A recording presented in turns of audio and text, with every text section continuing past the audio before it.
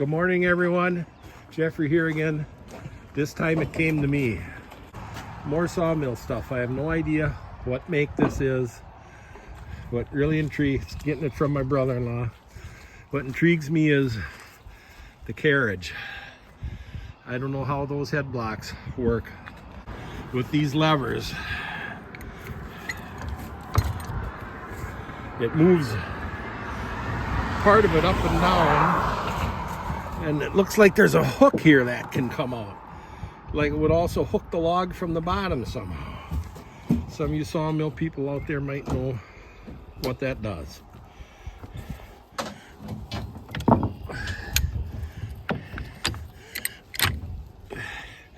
That's what intrigued me about this, is this carriage. Here we have a bunch of the parts. Try and figure out how this thing's supposed to go together.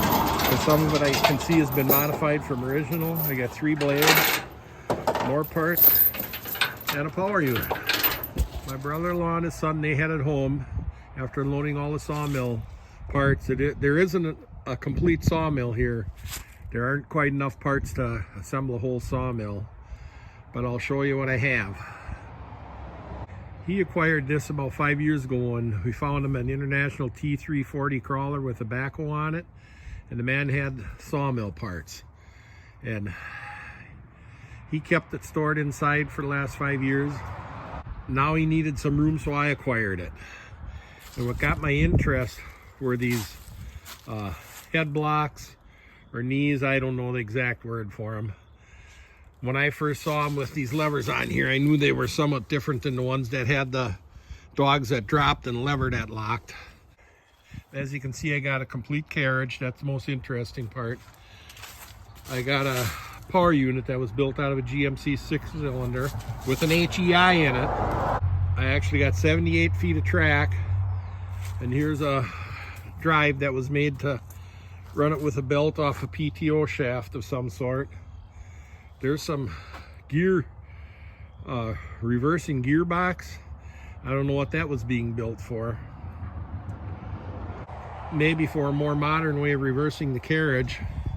And here's another pallet full of different size pulleys and shafts, and I think that was probably part of the original reversing drive for the carriage. Because I can see that this is an old sawmill, and they were making a lot of updates, because originally it wouldn't have had those ball bearing pillow blocks. Here they were added.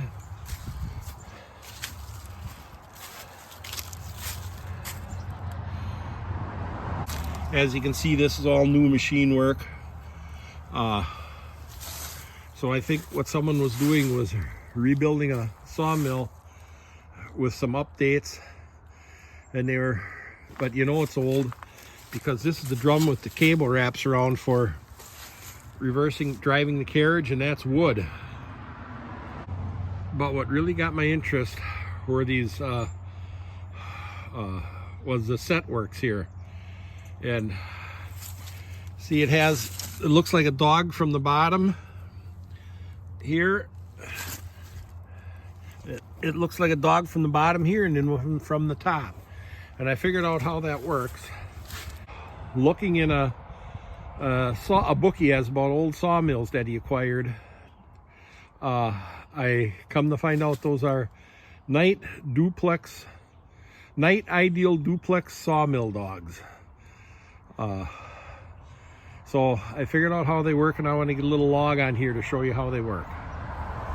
There's so much traffic noise, it's hard for me to get video done here, but you can see repairs done to this carriage. I mean, this piece is how it should be. Looks like with some adjusting screws to take up slack. And this one here, you can see those ears. This one has half one left. This side is completely broke off. Now we'll go around to the other side. This one part of it is broke off. But this one, both of them were completely broke off, and repair someone made by making the steel plate with adjusting screws and bolting it down. And there's fresh green paint on here, so you know it hadn't been used since it was painted.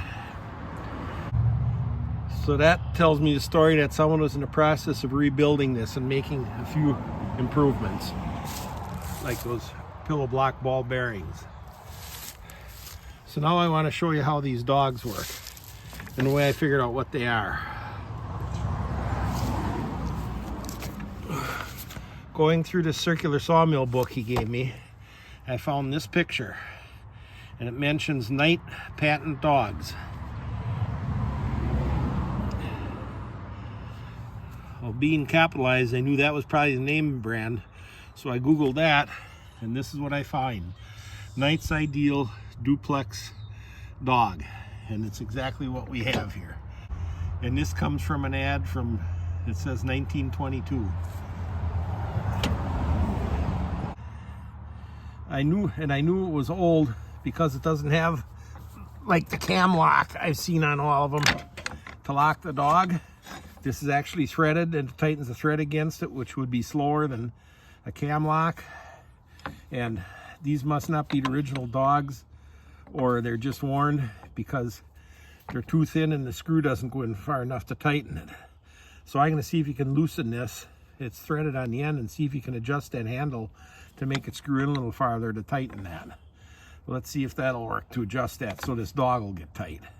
Because when I get this to tighten, then I want to get a log on it and see how this double dog system works, this Ideal Duplex dog system.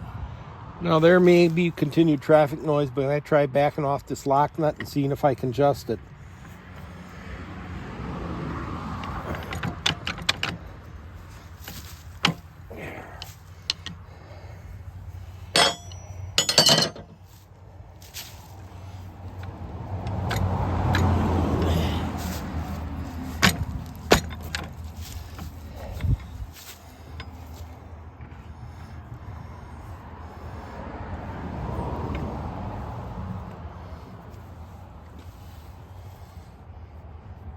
Oh yeah, it looks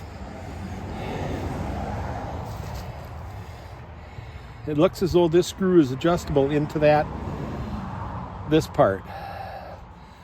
So that would make this get tighter on here. Let's see if I can find a big screwdriver to turn that in. It's always funny, when I was walking away doing a couple things, there's absolutely no traffic. When you're not videoing, there's no traffic. When you want to video, there's always traffic. So let's spray a little on here.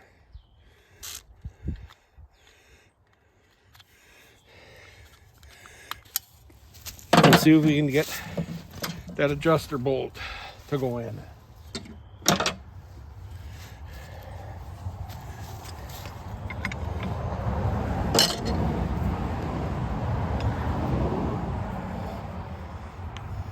Oh yeah, screwing in real easy.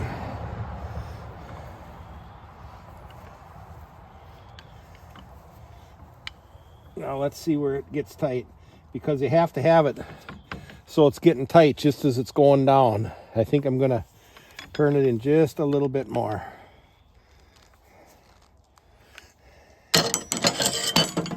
Now we'll lock the nut.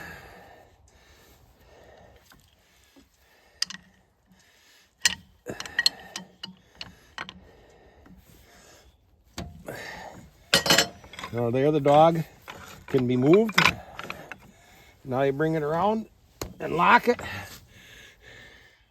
The dog is set in place. Now I'm gonna move the set works back so there's room to put a log on it.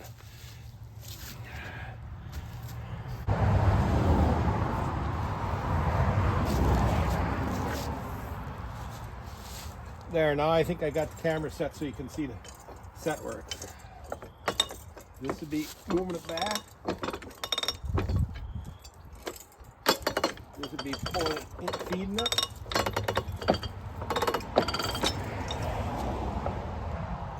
And now I'm going to move it back enough so I can put a small log on.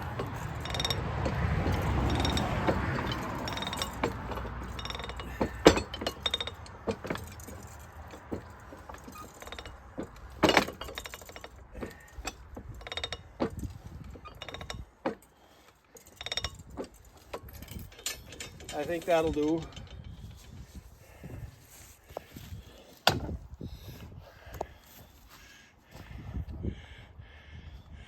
Now I'll lift this dog up to make room for the log.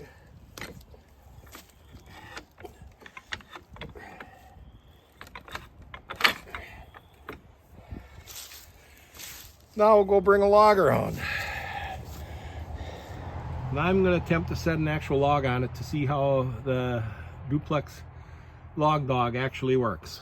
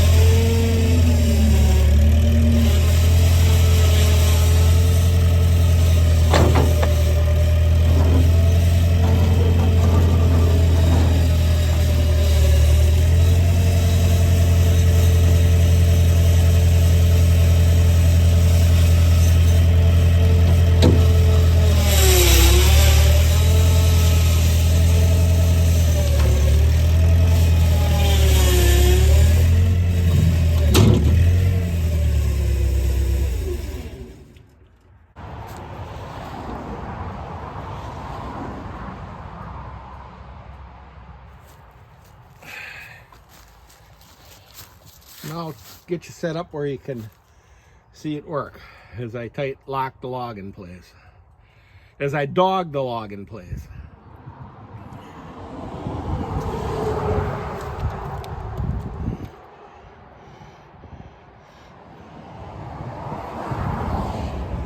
Now the way I figured this out is when the top dog is down in place, you pull this lever out, and that pulls the top dog down, and when it gets tight, then this shaft stops moving down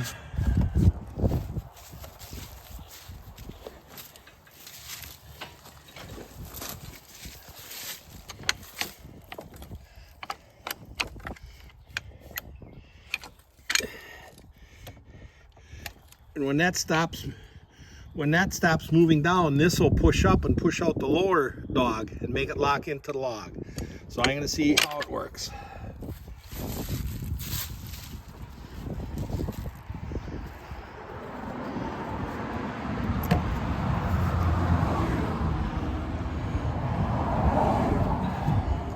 I know you can't really see a lot. But let's see what we can do.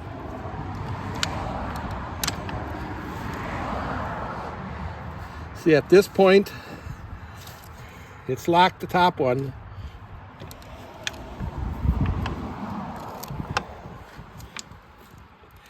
And now, you can see the bottom dog is coming out and digging into the log.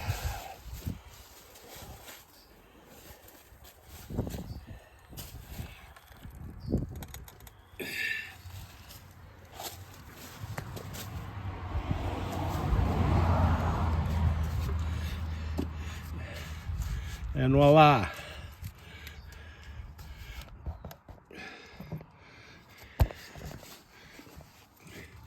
And voila, we have a top dog locked in and the bottom dog locked in.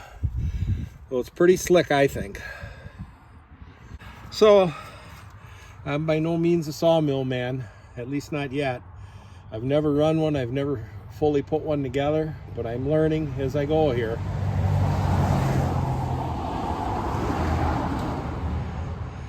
And this has been quite an interesting piece. So I think I'll let it at that. I hope you enjoyed this. And that's probably all you'll see on it for quite a while, because I have to get back at some of my other projects. You all know how I jump around from one thing to another so much. But I just got this here today, and it was so intriguing. I had to try and figure that out, and now I know. So half the fun is figuring this stuff out. Thanks for watching. Now another thing that got my attention were these pieces here. It's on all the rollers, and it's a tube that goes down to the roller, comes up through the wood. You pull this out, and there's a tube for oiling that roller, and there's a tube for the inside then too, and that's on all of them. So I just thought that was another little interesting thing, how they made provisions for oiling the rollers on the carriage. Now I thought of one other operational feature. I thought once you have the log squared up, I guess that's when you call it a cant, you wouldn't want this lower dog coming out, because it would just push against the side. It wouldn't, because there's no curve to it, it wouldn't be able to get underneath it to hold it. So you wouldn't want that coming out and pushing the log out. And then I realized something.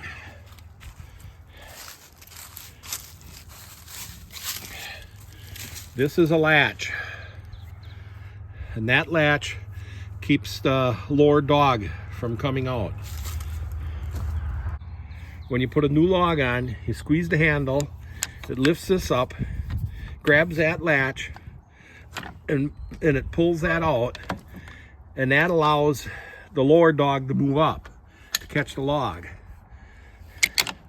But once you have a squared up or a cant, you don't squeeze this lever here, you just pull it out, because then it doesn't pull this latch out, and that locks the lower dog from coming up. So then the lower dog won't interfere. And I believe there's probably a compression spring in here that controls pressure between upper and lower dogs. So I guess that's everything I know about it for now, and once again, thanks for watching.